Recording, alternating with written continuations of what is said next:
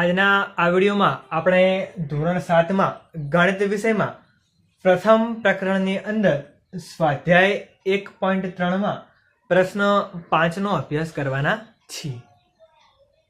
યોગ્ય ગુણધર્મનો ઉપયોગ કરી અને જવાબ શોધો। તો આપણે યોગ્ય ગુણધર્મનો ઉપયોગ કરી અને આપેલા દાખલાઓની કિંમત એનો જવાબ આપણે શોધવાનો છે। જોઈએ સૌપ્રથમ દાખલો 26 ગુણ્યા -48 વત્તા -48 ગુણ્યા -36। તો આપણે જોઈ શકીએ છીએ કે જે દાખલો આપણને આપેલો છે એ દાખલામાં આપણને બે પદો એક સરખા અથવા તો એક જેવા આપેલા છે, -48 અને અહીંયા પણ -48 આપેલા છે।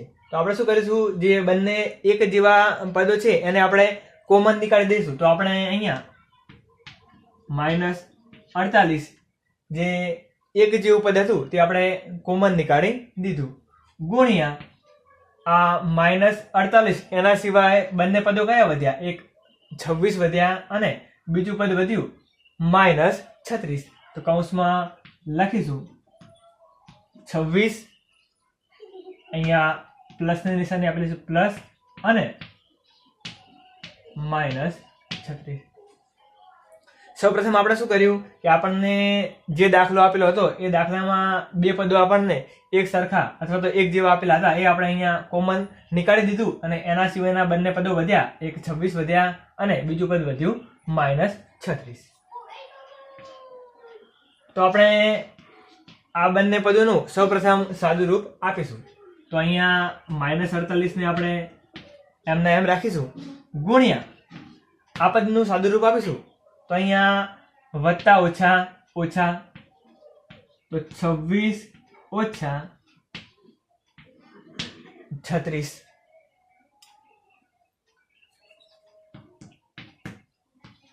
હજુ પણ -48 એમને એમ રાખીશું, ગુણ્યા હવે 26 - 36 આ પદનું આપણે સાદું રૂપ આપીશું। તો અગાઉ આપણે શીખ્યા હતા કે જ્યારે બાદબાકીની પ્રક્રિયા આપેલી હોય આપણને અને જ્યારે મોટી સંખ્યા ઋણ આપેલી હોય, અહીંયા જોઈ શકો છો કે 36 એની આગળ ઋણની નિશાની આપેલી છે। તમે 26 માંથી -36 બાદ કરશો તો તમને જવાબ મળશે -10। અહીંયા હતા -48 ગુણ્યા આ બંને પદોનું આપણે સાદું રૂપ આપ્યું તો આપણને જવાબ મળ્યો -10। હવે આપણે કરીશું -48 અને -10 નો ગુણાકાર। થોડી વાર આપણે શૂન્યને ધ્યાનમાં ના લઈએ તો 48 એકા 48 અને પાછળ મૂકી દઈશું શૂન્ય। હવે અગાઉ આપણે નિયમમાં જોયું હતું કે જ્યારે આપણે કોઈ પણ બે ઋણ સંખ્યાઓનો ગુણાકાર કરીએ, તો જવાબ હંમેશા આપણને ધન મળે। તો અહીંયા જોઈ શકો છો કે 48 અને 10 બંને સંખ્યાઓ કેવી હતી, ઋણ। તો બે ઋણ સંખ્યાનો ગુણાકાર હંમેશા ધન મળશે, તો જવાબ મળશે ધન 480। બીજો દાખલો જોઈએ 8 ગુણ્યા 53 ગુણ્યા -125। અહીંયા આપણે આ દાખલામાં જે પ્રથમ દાખલો ગણ્યા એમાં આપણે વિભાજનના ગુણધર્મનો ઉપયોગ કર્યો હતો। તો આપણે લખીશું અહીંયા વિભાજનનો ગુણધર્મ। બીજો દાખલો જોઈએ, બીજા દાખલામાં આપણને ફક્ત 3 પદો આપેલા છે।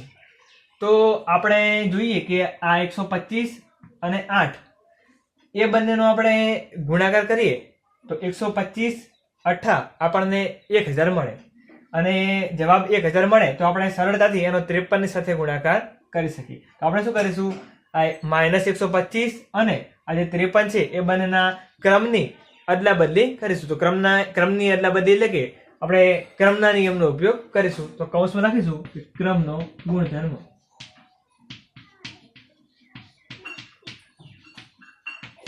આપણે શું કરીશું, જે 53 અને 125 છે એ બંનેના ક્રમ ઉલટ સુલટ કરીશું। તો અહીંયા 8 એમના એમ ગુણ્યા -125 ગુણ્યા 53। આપણે શું કર્યું, આજે 53 અને -125 હતા એ બંનેના ક્રમ અદલા બદલી કર્યા. હવે 125 નો ગુણાકાર 8 ની સાથે કરશો તો 125 અઠ્ઠા 1000 જવાબ મળશે. એક સંખ્યા ઋણ આપેલી છે તો જવાબ પણ આપણને ઋણ મળશે. તો 8 ગુણ્યા -125 કરશો તો જવાબ મળશે -1000 ગુણ્યા 53. તો ગુણ્યા 53. થોડી વાર આપણે શૂન્યોને ધ્યાનમાં ના લઈએ તો 53 એકા 53 અને પાછળ 1 2 અને 3 શૂન્ય લગાવીશું તો 1 2 અને 3 શૂન્ય લગાવી. હવે અહીંયા પણ એક સંખ્યા ઋણ આપેલી હતી તેથી આપણને જવાબ ઋણ મળશે. તો દાખલાનો જવાબ આપણને ઋણ 53000 મળશે. ત્રીજા નંબરનો દાખલો જોઈએ. 15 ગુણ્યા -25 ગુણ્યા -4 ગુણ્યા -10. હવે આ ચારે પદોમાંથી આપણને એક જેવા પદો આપેલા નથી. જો એક જેવા પદો આપેલા હોત તો આપણે એમને કોમન નીકાળી અને જે વિભાજનનો ગુણધર્મ છે એનો ઉપયોગ કરો તો આપણે દાખલો સરળતાથી ગણી શકીએ. એ માટે જે પદો જેમનો ગુણાકાર પાછળ શૂન્ય આવતો હોય અથવા તો જેમનો ગુણાકાર સરળતાથી થઈ જાય એવા પદો આપણે નજીક નજીક લખી દઈશું. તો અહીંયા 25 અને 4 એ બંને પદો તો આપણને નજીક આપેલા છે કે 25 ચોક 100 એ બંનેનો ગુણાકાર આપણે સરળતાથી કરી શકીએ. પરંતુ 15 અને -10 એ બંને પદો આપણને દૂર આપેલા છે તો એ બંને પદોને આપણે નજીક કરી દઈશું. તો 15 અહીંયાથી આપણે પાછળ લઈ જઈશું તો આગળ -25 ગુણ્યા -4 ગુણ્યા -10 અને આ જે 15 અહીંયા હતા ત્યાં આપણે પાછળ લઈ ગયા ગુણ્યા 15. આપણે આવું કેમ કર્યું? કારણ કે આપણે દાખલાનો જવાબ અથવા દાખલાનો ગુણાકાર એકદમ સરળતાથી કરી શકીએ. આપણે ક્રમની અદલા બદલી કરી તો આપણે કૌંસમાં લખીશું ક્રમનો નિયમ. 25 અને 4 એ બંનેનો ગુણાકાર આપણે એકદમ સરળતાથી કરીશું. 25 ચોક 100 બંને પદો ઋણ આપેલા છે તો બે ઋણ સંખ્યાનો ગુણાકાર હંમેશા આપણને ધન મળે ગુણ્યા -10 ગુણ્યા 15. તો 15 દાન 150. એક પદ અહીંયા ઋણ આપેલું છે તો જવાબ આપણને ઋણ 150 મળશે. હવે 100 ગુણ્યા -150. થોડી વાર શૂન્યને ધ્યાનમાં ના લઈએ તો 15 એકા 15 શૂન્ય કેટલા વધ્યા 1 2 અને 3 અહીંયા મૂકીશું 1 2 અને 3 શૂન્ય મૂક્યા. બંને સંખ્યાઓમાંથી એક સંખ્યા ઋણ હતી તો આપણને જવાબ ઋણ મળશે. તો દાખલાનો જવાબ આપણને ઋણ 15000 મળશે. આગળનો દાખલો જોઈએ. -41 ગુણ્યા 102. દાખલામાં ફક્ત બે જ પદ આપેલા છે તો આપણે આજે 102 આપેલા છે કે એના આપણે એવા ભાગ પાડીએ જેથી આપણને ગુણાકાર કરવામાં એકદમ સરળતા પડે.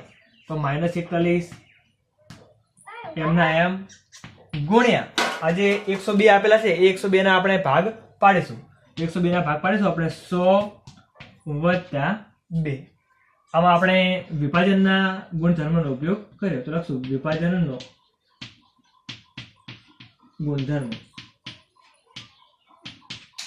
શું કર્યું આપણે? જે 102 આપેલા હતા એના ભાગ પાડ્યા. કેમ? કે જેથી આપણે સરળતાથી ગુણાકાર કરી શકીએ. હવે આ -41 નો ગુણાકાર 100 ની સાથે પણ થશે અને -41 નો ગુણાકાર 2 ની સાથે પણ થશે. કરીએ સૌપ્રથમ -41 ગુણ્યા 100 તો અહીંયા લખીશું -41 ગુણ્યા 100. અહીંયા પ્લસની નિશાની આપેલી છે તો અહીંયા મૂકીશું પ્લસ. હવે -41 નો ગુણાકાર કરીશું આપણે 2 ની સાથે તો અહીંયા લખીશું -41 ગુણ્યા 2. થોડી વાર શૂન્યને ધ્યાનમાં ના લઈએ તો 41 એકા 41 અને શૂન્ય કેટલા વધ્યા 1 અને 2 તો અહીંયા મૂકશું 1 અને 2 શૂન્ય મૂક્યા. જે બંને સંખ્યાઓનો ગુણાકાર કર્યો એમાંથી એક સંખ્યા ઋણ હતી તો જવાબ કેવો મળશે? ઋણ 41. અહીંયા પ્લસનું સાઇન છે તો પ્લસ મૂકીશું. અહીંયા -41 ગુણ્યા 2 તો 41 દુ 41 દુ 82. હવે બંને પદોમાંથી એક પદ કેવું હતું? ઋણ. તો જવાબ કેવો મળશે આપણને? ઋણ. અહીંયા -4100 આ વત્તા ઓછા ઓછા 82.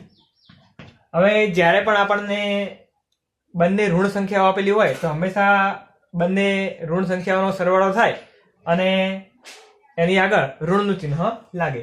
તો 4100 અને 82 એ બંનેનો આપણે સરવાળો કરીશું તો જવાબ મળશે 4100 ને 82. બંને પદો ઋણ હતા તેથી આગળ આપણે ઋણની નિશાની મૂકીશું. દાખલાનો જવાબ -4182 મળશે. હવે જોઈએ આગળનો દાખલો. 625 ગુણ્યા -35 વત્તા -625 ગુણ્યા 65. હવે આપણે અગાઉ એક દાખલો ગણ્યો હતો એવી રીતના આ દાખલામાં આપણને બે પદો એક સરખા આપેલા છે, 625 અને 625. તો 625 આપણે કોમન નીકાળી દઈશું. પરંતુ એક સમસ્યા એ છે કે અહીંયા 625 ધન આપેલા છે જ્યારે અહીંયા 625 ઋણ આપેલા છે. તો આપણે ઋણ 625 ને ધન કરવા હોય તો આપણે કઈ રીતે કરી શકીએ? આપણે એવું લખીએ કે 625 ગુણ્યા -1. 625 ગુણ્યા -1. દાખલો ગણતી વખતે આપણે લખવાનો નથી પરંતુ ખાલી સમજ ખાતર લખેલું છે. તો -625 ને આપણે 625 ગુણ્યા -1 આવું કહી શકીએ. તો આ 625 અહીંયા ધન થઈ ગયા. તો હવે 625 ને આપણે કોમન નીકાળી શકીએ. તો કોમન નીકાળીશું ધન 625.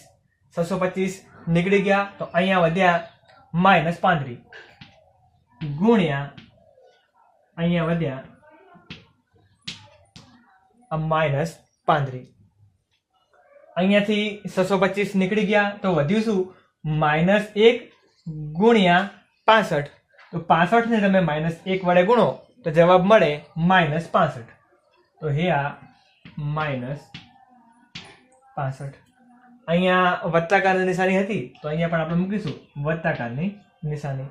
સૌપ્રથમ શું કર્યું? જે અહીંયા ઋણ 625 આપેલા હતા એને આપણે ધન કર્યા અને પછી ધન 625 કોમન નીકાળ્યા. અહીંયા વધ્યા -35 અને અહીંયા વધ્યા -1 ગુણ્યા 65 એટલે -65. સૌપ્રથમ જે કૌંસ વાળું પદ છે એનું આપણે સાદુરૂપ આપીશું. અહીંયા 625 ગુણ્યા કૌંસમાં -35 અહીંયા વત્તા ઓછા ઓછા 65. 625 એમના એમ ગુણ્યા અહીંયા જુઓ બંને પદો કેવા આપેલા છે? આપણને ઋણ આપેલા છે. તો -35 અને -65 એ બંનેનો સરવાળો કરશો તો જવાબ મળશે આપણને 5 ને 5 10 ની 0 વધી 1 6 7 3 10. તો જવાબ મળશે આપણને 100. બંને પદો ઋણ હતા તો જવાબ મળશે ઋણ 100. તો 625 ગુણ્યા ઋણ 6. ઘડીક વાર આપણે શૂન્યને ધ્યાનમાં ન લઈએ તો 625 ગુણ્યા 1 કરીશું તો જવાબ મળશે 625. પાછળ બે શૂન્ય આપેલા છે તો અહીંયા આપણે બે શૂન્ય મૂકીશું. એક સંખ્યા ઋણ હતી તો જવાબ મળશે ઋણ 62500.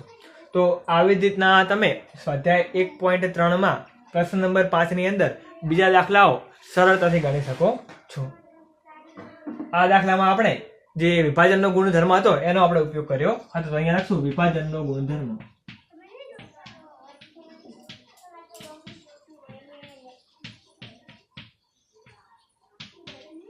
તો આવી રીતે તમે વિવિધ ગુણધર્મોનો ઉપયોગ કરી અને સરળતાથી દાખલાઓ ગણી અને એનો જવાબ મેળવી શકો છો. જો વિડીયો સારો લાગ્યો હોય તો વિડીયોને જરૂરથી લાઈક કરશો અને વિડીયોની લિંક બીજા તમારા મિત્રોને મોકલશો જેથી તેઓ સરળતાથી આ બધા જ દાખલાઓનો અભ્યાસ કરી શકે.